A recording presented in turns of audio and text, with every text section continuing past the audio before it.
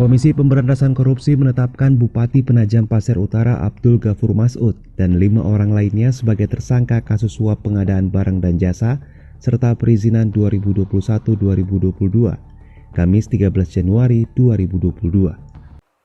Assalamualaikum warahmatullahi wabarakatuh. Perkenalkan, nama saya Abdul Asir Madani dari kelompok 1 Tugas Etika Administrasi Publik, yang mana nantinya kelompok kami akan membahas terkait analisa kasus korupsi dari Bupati Penajam Pasir Utara, Provinsi Kalimantan Timur. Yang pertama yaitu kronologi kasus. Komisi Pemberantasan Korupsi atau KPK menduga uang hasil korupsi yang dipakai tersangka Abdul Ghafur Mas'ud digunakan untuk musyawarah daerah dari Partai Demokrat. Bupati Penajam Pasir Utara tersebut merupakan tersangka dari suap pengadaan barang dan jasa serta perizinan.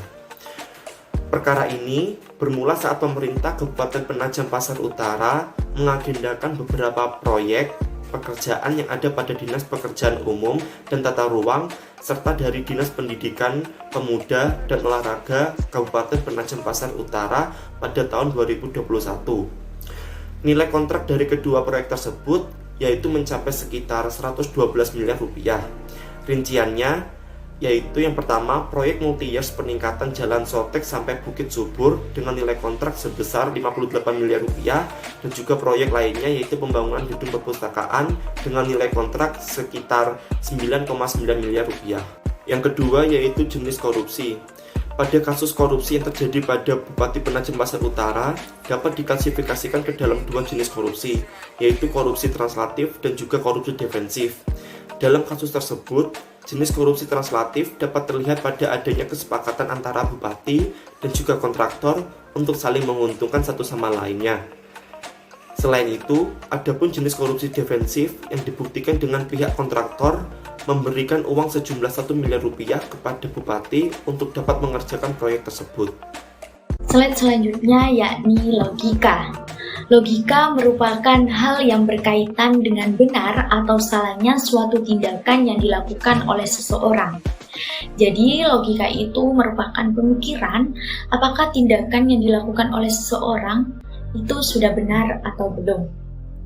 Yang mana pada kasus korupsi yang dilakukan oleh Bupati Penajam Pasir Utara, Abdul Ghafur Mas'ud beserta para rekannya merupakan tindakan yang salah karena secara logika sebagai seorang bupati seharusnya memberikan contoh yang terbaik kepada masyarakat serta tidak mudah terhasut dengan suap yang diberikan oleh para kontraktor dengan jalan untuk mempermudah perizinan. Serta untuk rekan kerjanya, Nur Afifah Balkis selaku Bendahara Umum DPC Partai Demokrat Balikpapan dengan usia yang masih muda, selaku tugasnya sebagai penerima dan penyimpan hasil suap dari para kontraktor. Hal tersebut merupakan tindakan yang sangat salah dan tercelah, karena seharusnya dengan usia yang sangat muda, ia lebih mengimplementasikan apa yang sudah didapatkan dari bangku perkuliahan. Terlebih lagi, Nur Afifah Balkis merupakan lulusan jurusan hukum bisnis, sehingga beliau seharusnya lebih paham terkait hukum yang ada di negara kita ini. Yang selanjutnya adalah etika. Etika merupakan suatu hal yang berkaitan dengan baik atau buruknya tindakan yang akan dilakukan oleh seseorang. Etika ini pada dasarnya terikat oleh beberapa norma, yakni norma kesusilaan, norma kesopanan, norma hukum, dan norma agama. Dalam analisis kasus korupsi Bupati Penajam Pasir Utara telah melanggar 3 norma. Yang pertama yakni norma kesusilaan. Norma kesusilaan adalah norma yang mengatur tingkah laku manusia dalam kehidupan sehari-hari. Norma ini pada dasarnya timbul dari dalam hati nurani seorang manusia. Jika dilihat dari norma kesusilaan, tentu saja kasus ini telah bertentangan dengan hati nurani manusia, karena setiap hati nurani manusia akan mengatakan bahwa korupsi merupakan tindakan yang tercela karena mementingkan kepentingan pribadi. Dan terbukti pada kasus ini Bupati melakukan korupsi untuk memenuhi kepentingan pribadinya. Yang kedua yakni norma agama. Norma agama adalah aturan yang telah diatur di setiap agama. Di dalam kasus ini tentu saja telah bertentangan dengan nilai-nilai atau ajaran dalam suatu agama, karena bupati tidak menjalankan tugas dengan amanah, jujur, dan tidak bertanggung jawab. Yang ketiga yakni norma hukum. Norma hukum adalah aturan yang dibuat oleh negara atau pemerintah untuk masyarakatnya agar mewujudkan kehidupan yang tertib dan adil. Dalam kasus ini tentu saja bertentangan dengan undang-undang yang ada di Indonesia, yakni untuk penerima suap seperti Abdul Ghafur Mas'ud, Nur Afifah Balqis, dan rekan kerja lainnya akan dikenai pasal 12 huruf A dan huruf B atau pasal 11 Undang-Undang Republik Indonesia nomor 31 tahun 1999 tentang pemberantasan tindak pidana korupsi, sebagaimana telah diubah dengan Undang-Undang Republik Indonesia nomor 20 tahun 2001 pasal 55 ayat 1.